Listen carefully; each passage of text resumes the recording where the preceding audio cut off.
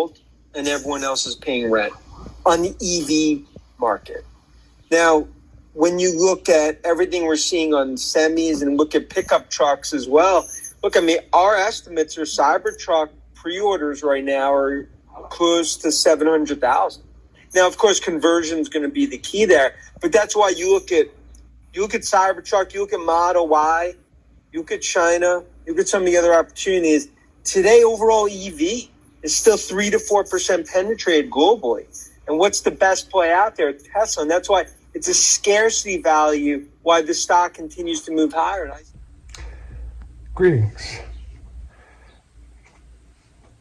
Today's focus is the fact that the ID4 from VW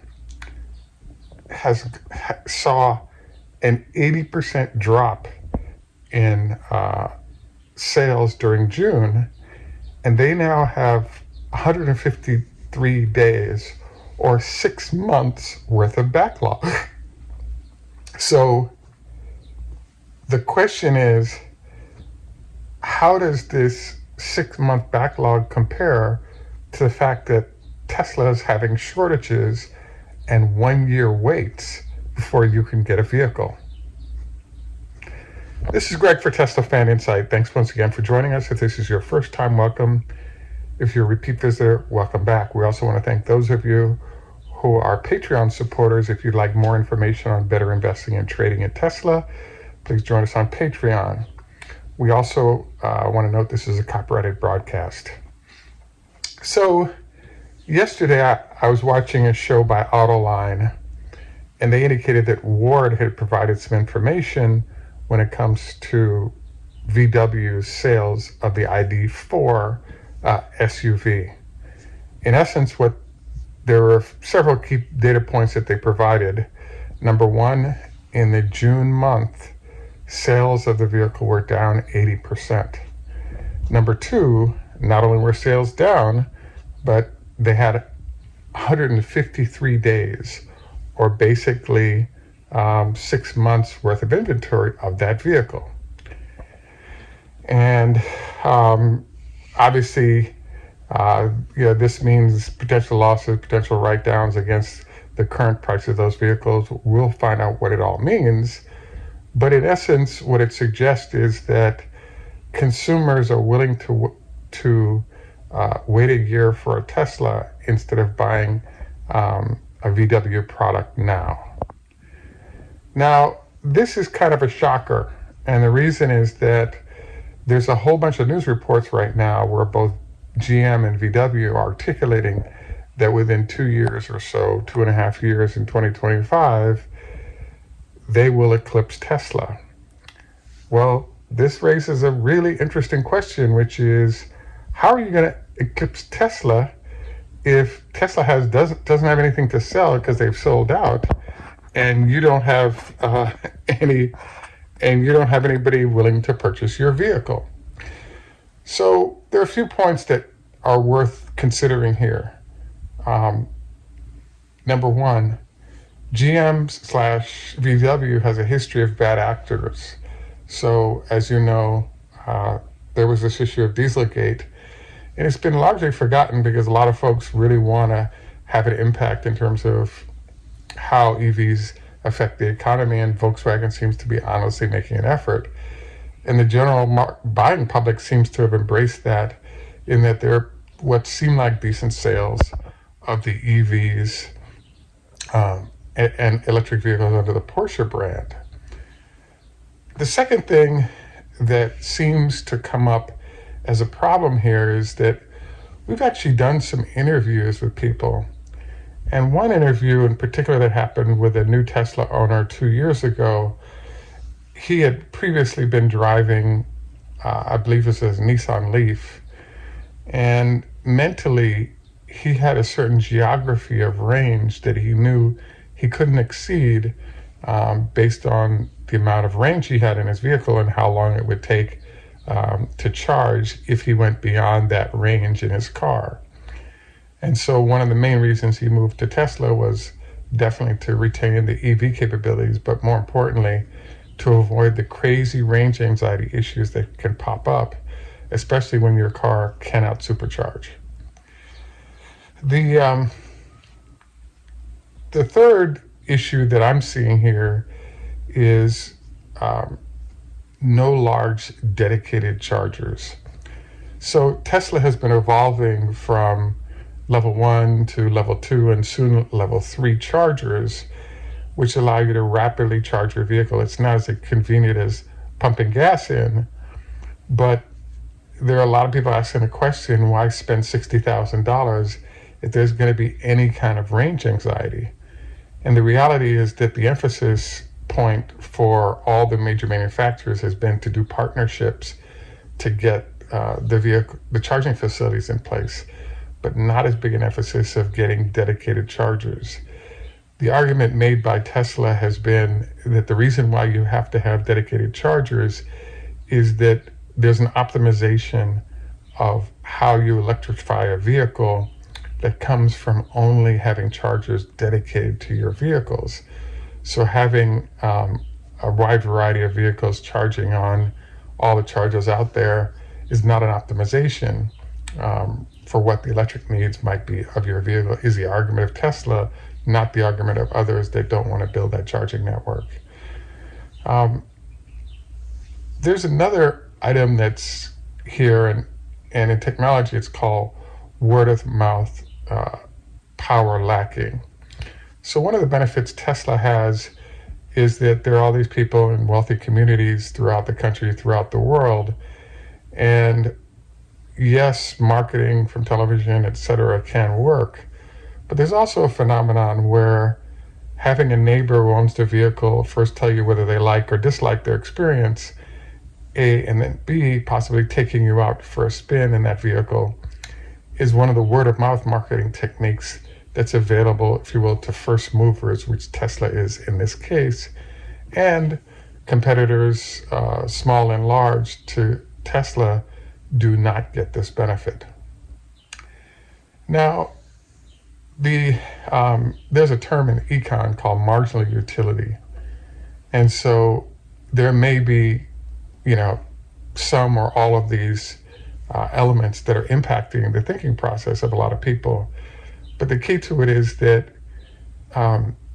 one of the things that they found in Silicon Valley, and that is carefully emphasized, is that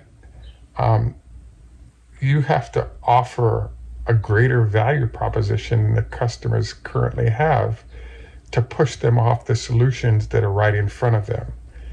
So in the case of the ID4, number one, they don't have a charging network that's dedicated to their vehicles. So if they're going to push Tesla out of the spot, then they have to offer as good, if not superior. So that would mean large numbers of charging facilities. That would mean, in different ways, vehicle contact, like renting them at Hertz and all these other different ways in which customers potentially get exposed to the vehicles, and identify ways in which you're superior.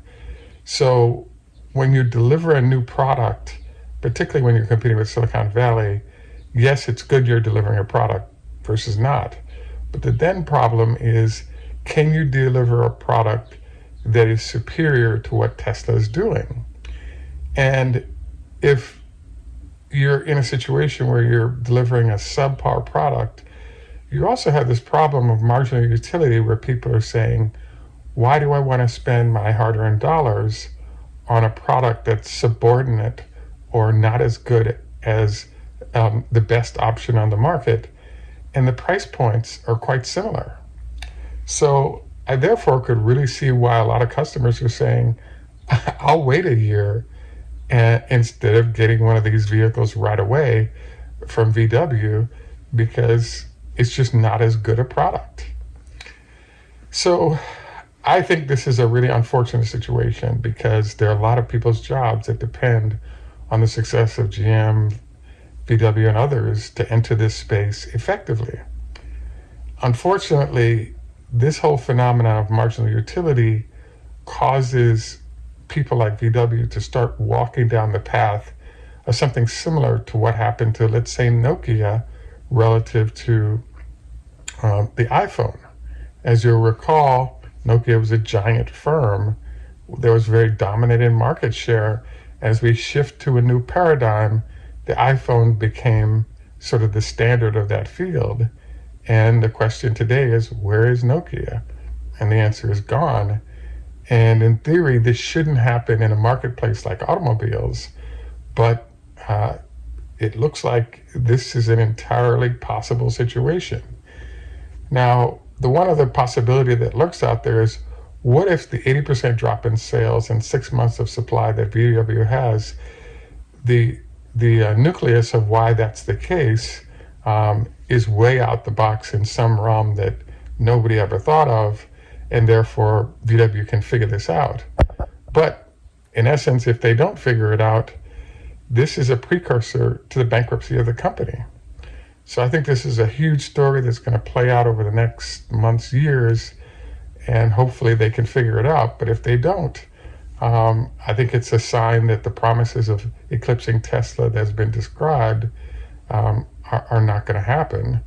And what it's also a sign of is the fact that, hey, Tesla is a dominant force to be reckoned with, and the 70% market share they've retained in EVs could be maintained with large amounts of production coming from new factories for Tesla and the growth of current factories. This is a complete disaster for all the companies relying on sales in these markets to actually stay afloat. At any rate, I want to thank you for taking time to join us. I hope I'm wrong that VW goes under because of their inability to match Tesla, but unfortunately 6 months of supply says the marketplace is not impressed with what you're offering, and if you don't offer better, we're going to go to the other firms and not buy from you, is what it says. So I also wanted to footnote the fact that we actually did a show about the expanding number of Teslas being sold and built in China and its destructive impact on VW and GM, for example, and even Mercedes-Benz. And the reality is that the luxury market in China is dominated primarily by VW and then Mercedes-Benz and Geely and possibly GM as we go down the line. But the problem is, the more Teslas that are produced, the fewer vehicles they're going to be bought by the former VW and Mercedes customers as the primary two entities. So growing numbers of Tesla produced just means lower revenue, particularly important revenue where the highest margin vehicles are the highest cost luxury vehicles. And as this continues, this means thousands of layoffs and job losses in Germany as well as in their facilities in China. So we shall keep you posted on this. As you know, we usually have our health tip at the end.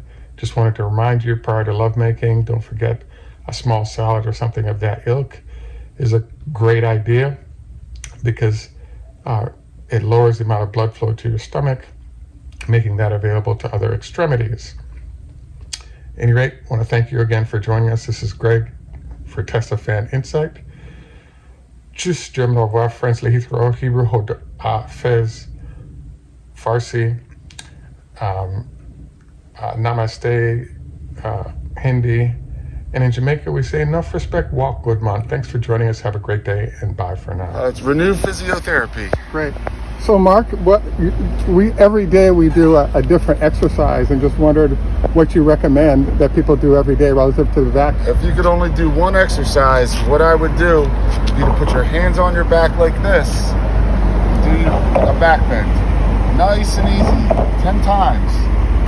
Okay. And that will counteract all of the bending forward that we do throughout the day, whether it's sitting at the computer, sitting in the car, bending forward to get things and pick it up. Mm-hmm. Even when we sleep at night, people tend to curl up and bend forward. Mm-hmm. Doing just this nice, easy stretch 10 times, 4 to 5 times a day, will get your back healthy.